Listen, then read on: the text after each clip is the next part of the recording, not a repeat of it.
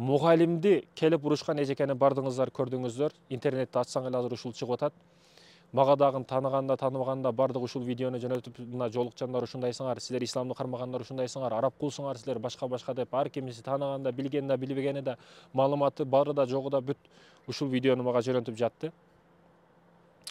Урматтуу мекендештерим, бул окуяны токтотуп турайлы дагы кыска нуска тарыхка кайрылалы. Кече эле Франциянын президенти Макрон ислам дүйнөсүнө өтө жаман сөз, терс сөздөрүн айтты. Ислам чөгүүдө, пайгамбарыбыз тууралуу өтө акырат сөздөрдү айтты. Андан кичине өтпөстөн эле толеранттуулук тууралуу сабак берген бир эжеке пайгамбарыбыз тууралуу өтө акарат сөздөрдү айтты да муну таратты. Андан кийин чеченистандык бир жигит, мигрант жигит келди, ал эжекенин башын алып өлтүрүп койду. Бул ишенсеңиз, бул жаңылык чеченистандык жигит чыгарып ушул нерсени кылып койгон иши бүткүл соцсеттерде айланып жатты. Интернетти ачсаң эле ошол чыгат. Телевидениеден да ошол чыгат. Баннердергече чыгып, мусулмандар ушундайсыңар, ислам дини ушундай, жолукчандар ушундай, сакалчандар ушундайсыңар деп кайра оборот кылып берип жатты жаңылыктарда. Негизги радикал ким? Негизги террорист ким, урматтуу мекендешим? Мындай карасаңыз, акыркы 100 жылдык тарыхты изучат этип изилдей турган болсоңуз, чыныгы радикал, чыныгы террорист мусулман эместер. Мусулман радикал эмес, ислам радикал эмес, террорист эмес. Көп өлтүргөнү, көп кылмышты баштаганы, көп урушту баштаганы, туура эмес саясатты жүргүзгөндөр бүт мусулман эместер, мусулмандар эмес, ислам эмес. Койнундагы котур ташы барлар ар дайым сакалчандарды, жолукчандарды, ушул ислам динин кармайм дегендерди ар дайым зыян берип жаман көрсөткүсү келген. Кече эле ушул биздин кичинекей Кыргызстаныбызда жолукчан эжекеге апа баласы барып, бала үчүн эне жанын берет. Бала кандай эмоцияда барды, кандай коркуу абалда барды, кандай түстө барды. Ардекени айткан бала, балалык кылды. Апа ошонун ишенди дагы келип мугалимге ар кандай сөздөрүн айтты. Жолукчан эже деп, жолукчан эже деп кайра буну жаңылыктарда айландырып жатышат. Азыр дагы, эртең дагы, кийин дагы айландыра берет буну. Бала үчүн ушундай кылды. Балким эмоция калтырып койду. Балким бала чындап башкача абалда барып маалыматты жеткирди. Аны билип болбойт, тактала элек маселе. Мисал үчүн, Каабаны бир жагынан карасаңыз башкача көрүнөт. Бир эле мына Бишкекте айлансаңыз, университеттердин алды жагынан, мектептер, зданиялар алды жагынан башкача көрүнөт, арты жагы башкача көрүнөт. Бир маселени оңдон карасаң башкача, солдон карасаң башкача көрүнөт. Бир маалыматты тактабай эле ар ким ар нерсе кылып чыгарып жатты да. Мындай окуялар, урматтуу мекендешим, күндө миңдеген окуя болот. Жолуксуз эже келип жолукчанды урушат. Билесизби, жолукчандар ар дайым басынтууда, маршруткада дагы кайсыл жерге барбагын, жолукчандар силер ушундайсыңар, эскичесиңер, ээн эркин жолуксуз эле жүрбөйсүңбү деп ар дайым басынтып атканына күбө болосуз. Эгерде ошол эле эже жолукчанга эмес, жолуксузга бир атырылып, бир туура эмес сөзүн сүйлөп көрсүнчү. Ордуга коюп коет. Ошон үчүн жолуксуздарга эч нерсе дей албайт, кыска юбкачандарга эч нерсе дей албайт. Кыска юбкачанга бир сүйлөп көргүн, сен неге кыскача юбкача кийип атасың? Караңгы болбой жакшына жүрбөйсүңбү? Европеец болбой жакшына жүрбөйсүңбү деп бир кыска юбкачанга сүйлөп көргүн, ордуңа коюп коет. Ал атасын да апасын да тааныбайт.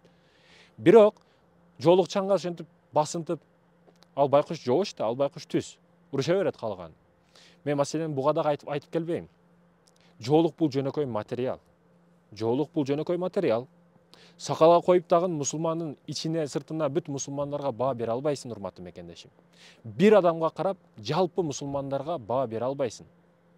Ошо Францияда окуянда карасаңыз, бир чеченистандык жигит чыгып койду, анын аркасында мусулмандар ушундайсыңар, ислам ушундай деп баннерлерге чейин, жада калса жолдогу реклама, үйүнө, домуга чейин жада калса рекламаларды чыгарып, телевидение мусулмандарда, жаңылык жааты мусулмандарда эмес экендигине байланыштуу жаңылык маалымат каражаттары бүт терс маалыматтарды берип жатты да, мусулман ушундай деп. Бир мусулманды кармап алып, ислам террорист, ислам радикал, башка. Бир адамга карап эч качан жалпы баа бербейсиң. Бир адам кылмыш кылып койсо, аны тууган уругу менен, ата энеси менен кошуп камап кое албайсың, түрмөгө тыгып кое албайсың. Эми бул тарыхты токтотуп туруп, эми кече жакындагы тарыхты карайлы, урматтуу мекендешим. Парижде Эйфель мунарасынын астында эки мусулман кызы бара жаткан учурда бычактуу адамдар келип аны өлтүргөнгө аракет кылышты. Бирөөсү каза болду, көз жумду, бирөөсү оор жаракат алды. Бул кайсы каражаттарга чыкты, урматтуу мекендешим? Кайсы маалымат каражаты буну чыгарды? Эки мусулманды ушинтип өлтүрүп кетти деп ким чыгарды муну? Эч ким чыгарганы жок. Бардыгы дабышын үнүн катпастан турду. Кокус бир мусулман, же сакалчан, же жолукчан бир адамча бир нерсе кылып койсо, бүткүл дүйнөлүк каражаттарда интернетти ачсаң эле ошол чыгат.